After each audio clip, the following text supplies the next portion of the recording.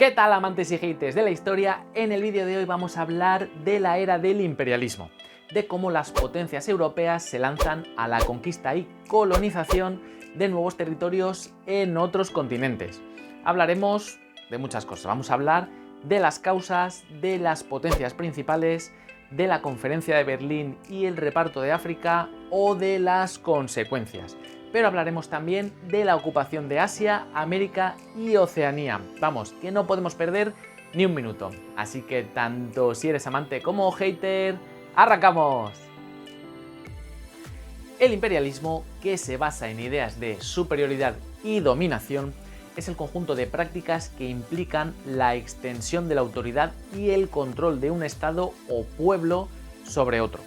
La expresión era del imperialismo, utilizada por la historiografía, hace referencia al periodo que va de 1870 a 1914, en que se produjo una verdadera carrera para construir imperios coloniales, principalmente con el llamado reparto de África, aunque también se formaron colonias en África, Asia y el Pacífico. ¿Y por qué se produjo este imperialismo? Vamos a ver sus causas, que son variadas.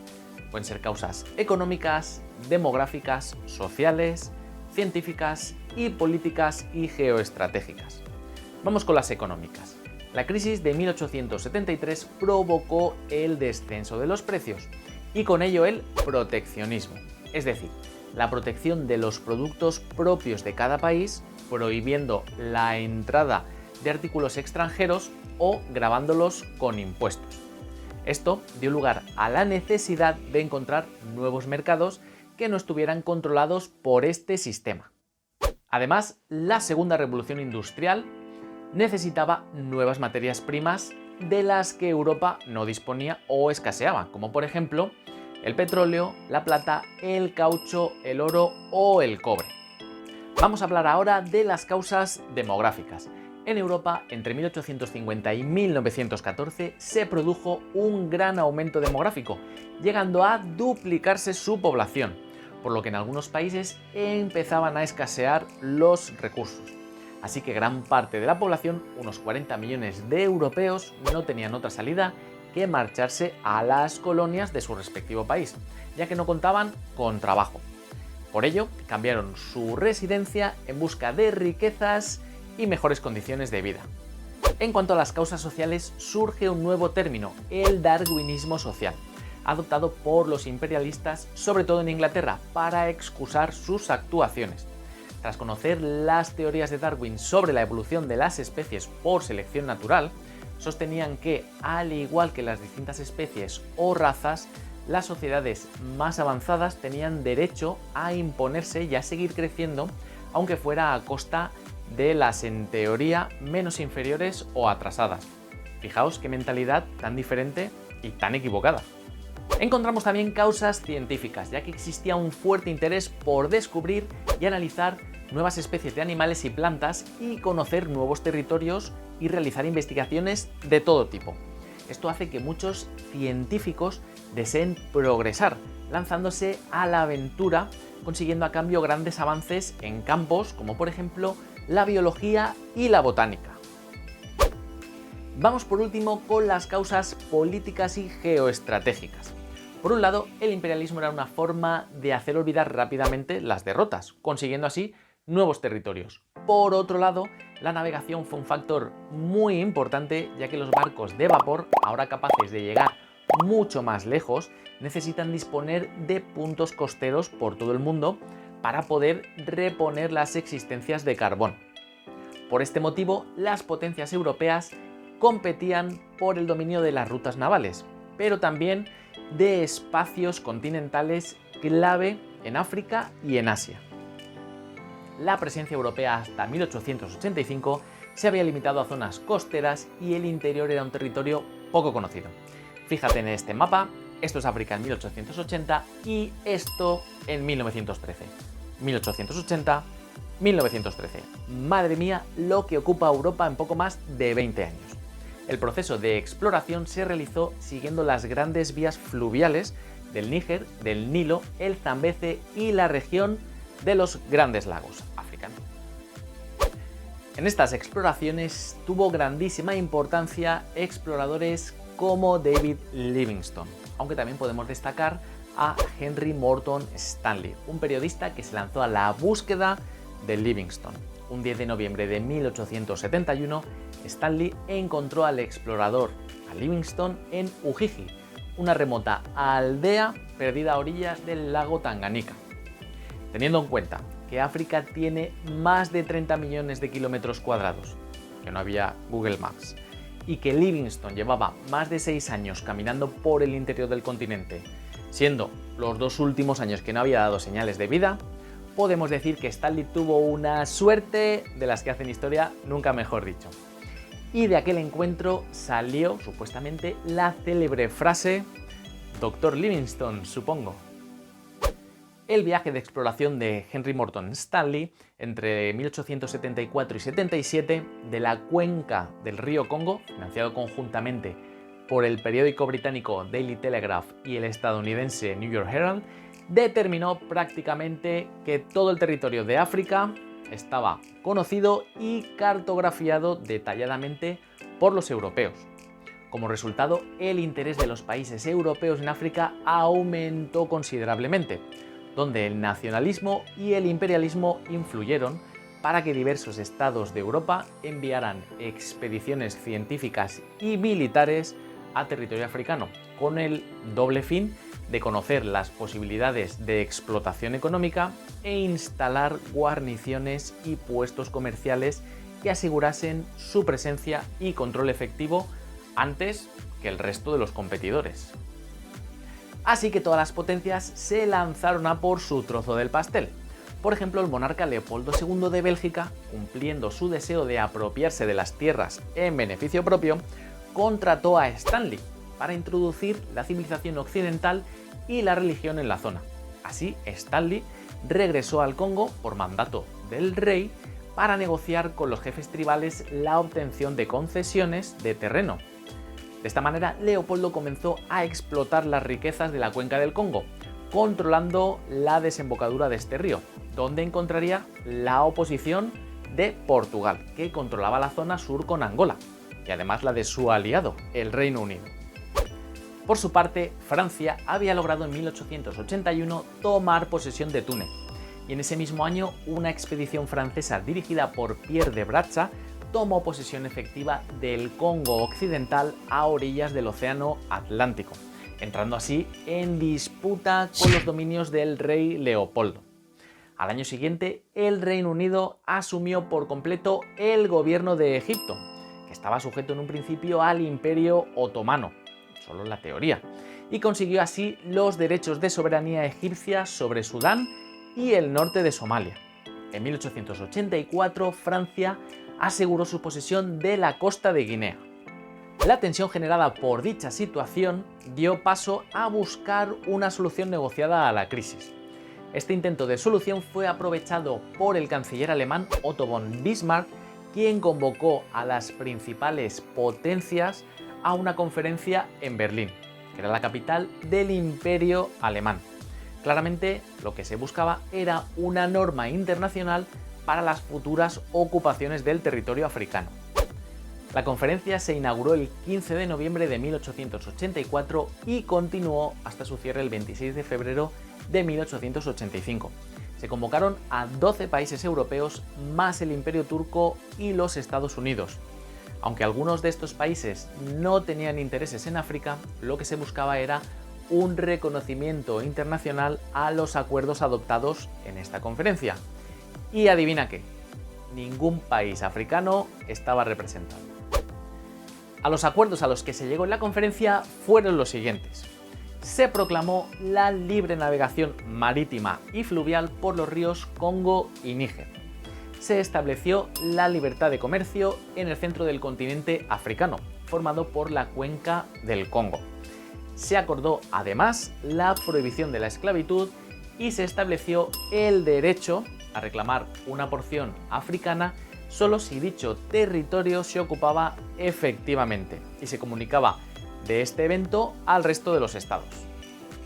Este es uno de los elementos importantes de la conferencia, ya que se reconoció o que se pretendía que se reconociera como regla de derecho internacional el principio de ocupación efectiva. Es decir, que para que un Estado europeo reclame derechos de soberanía sobre un territorio africano, debería establecer previamente una posesión real sobre este. ¿Y cómo se hace esto de una ocupación real? Pues era preciso que la potencia europea reclamante hubiese suscrito un tratado con la población local y ejerciera actos efectivos de administración o que hubiera establecido una ocupación militar permanente que bastase para asegurar su posesión, adquiriendo también el derecho a la explotación económica permanente. ¿Y por qué se hace esto? Pues el objetivo era evitar que las naciones europeas reclamasen derechos sobre un territorio donde no tuviesen presencia alguna. Esto afectaba a países como Portugal, que reclamaba unos derechos en base a su exploración por navegantes portugueses en el siglo XV, pero en este momento no tenían una ocupación y una presencia efectiva. Vamos a ver las consecuencias. Los resultados de esta conferencia, la conferencia de Berlín, sentaron las bases para la ocupación efectiva de África, que para 1914 prácticamente había concluido. Las potencias imperialistas principales serán Reino Unido y Francia. Reino Unido, como vemos aquí en el mapa, intentó establecer un eje que iba desde el norte hacia el sur, aunque se vio interrumpido por la presencia de Alemania, aunque también tuvo colonias en Gambia, Sierra Leona, Costa de Oro, que es la actual Ghana, y Nigeria. En la zona insular del Índico controló Zanzíbar, las Islas Seychelles y Mauricio. Por su parte, Francia, vemos que lo que intentó fue establecer un eje oeste-este en el continente africano, que se vio interrumpido por las posesiones británicas.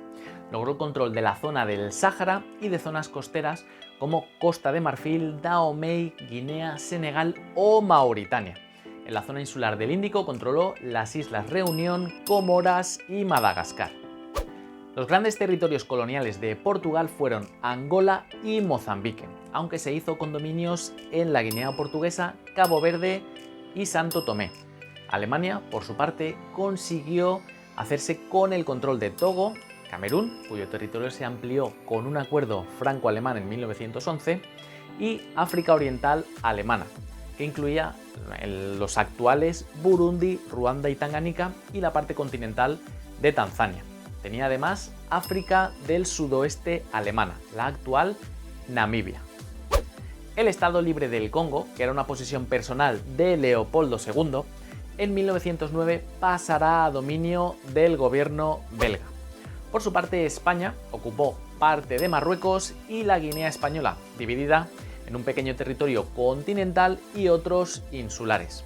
En el caso de Italia, ocupó Libia, Eritrea y Somalia, pero sin posibilidad de continuar tras su derrota frente a Abisinia, que junto con Liberia serán los únicos territorios africanos sin ocupar. Con la conferencia de Berlín parece que estaba todo muy organizado y que esto supondría el fin de las disputas entre las potencias coloniales. Pero no.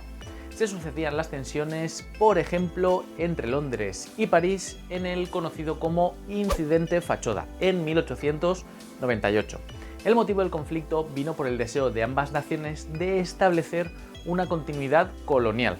Como te he comentado antes, en el caso de Francia quería establecer una línea oeste-este y en el caso de Reino Unido una línea norte-sur. El ejército inglés y el francés se encontraron al sur de Sudán. Aunque el ejército francés era más poderoso, los ingleses disponían de mayor poder naval, ya que sus barcos llegaban hasta esa zona a través del Nilo. Finalmente, los franceses optaron por retirarse. También encontramos tensiones entre el Reino Unido y Portugal en el ultimátum de 1890, episodio conocido como la crisis del mapa rosado. Este conflicto estuvo motivado por el deseo de continuidad del Imperio portugués frente a los deseos británicos de ocupar Rodesia. Los ingleses alegaban como pretexto un incidente ocurrido entre portugueses y macololos, que era una tribu de la región del Zambeze, pero realmente fue por instigación del magnate de los diamantes sudafricanos Cecil Rhodes. La zona era reclamada por Portugal, que la había incluido en el famoso mapa de color rosado, de ahí viene el nombre que se le da al conflicto. reclamando a partir de la Conferencia de Berlín una franja de territorio que iba desde Angola al otro lado de la costa, es decir, hasta Mozambique. Las pretensiones portuguesas expresadas en el mapa rosado entraban en conflicto con la Compañía Británica de África del Sur y el megaproyecto inglés de crear una línea de ferrocarril que atravesara todo el continente africano de norte a sur, que uniera El Cairo y El Cabo. Aquí podéis ver, por ejemplo, a Cecil Rhodes, promotor del proyecto uniendo el norte y el sur de África. Pero este proyecto nunca se llevaría a cabo debido a sus dimensiones, así como a los obstáculos que presentaban el clima, la geografía y a la oposición, como no, portuguesa, así como el incidente Fachoda que puso a Francia y al Reino Unido al borde de una guerra. Por otro lado, nos encontramos también la injerencia alemana en las pretensiones francesas sobre Marruecos entre 1905 y 1913, la falta de reconocimiento francés de la ocupación de Egipto por los británicos o los recelos italianos por la ocupación francesa de Túnez en 1881. Pese a que todas estas tensiones no derivan en enfrentamientos armados, nos encontramos con una situación en África que era el escenario ideal para una futura guerra mundial, como pasará posteriormente. Muy bien, pues ya hemos visto cómo Europa se ha repartido toda África, pero no te creas que el proceso imperialista acaba aquí. Vamos a ver qué pasó, por ejemplo, en Asia. Por su temprano desarrollo industrial, los ingleses fueron los que empezaron el proceso de conquistas y colonización en este continente. Los primeros movimientos militares los llevó a cabo Reino Unido, forzando a China a aceptar el comercio europeo tras las guerras del opio, que hubo dos, una en 1839 y otra en 1856. Sus causas fueron los intereses comerciales que crearon el contrabando británico del opio en la India y en China, y los esfuerzos del gobierno chino por imponer sus leyes sobre este comercio. El comercio del opio se veía desde ambos lados de maneras distintas. El emperador censuró el opio en China por el efecto negativo que tenía sobre la población, mientras que los británicos, en cambio, veían al opio como el mercado ideal que los ayudaría a compensar el gran comercio con China. La derrota china en las dos guerras forzó al gobierno a tolerar el comercio del opio. Los británicos coaccionaron a los chinos para firmar los tratados desiguales, abriendo varios puertos al comercio exterior y anexionándose Hong Kong. Portugal siguió a los británicos, forzando términos de intercambio desiguales a China y a la ampliación de Macao, que estaba bajo dominio portugués desde el siglo XVI. A estas guerras seguirá la guerra contra la rebelión Taiping, que supuso la muerte de más de 20 millones y lo que había dejado muy debilitado al imperio chino de la dinastía Manchú. Esto fue aprovechado por las potencias europeas que se repartieron las zonas de influencia con las que comerciar. Casi al mismo tiempo, los ingleses se fueron extendiendo desde sus enclaves costeros de la India. Esto es lo que ocurrió tras la Guerra de los Sikhs, 1848 y 49, vemos que es más o menos la misma fecha, y la Guerra de los Cipayos, en 1857.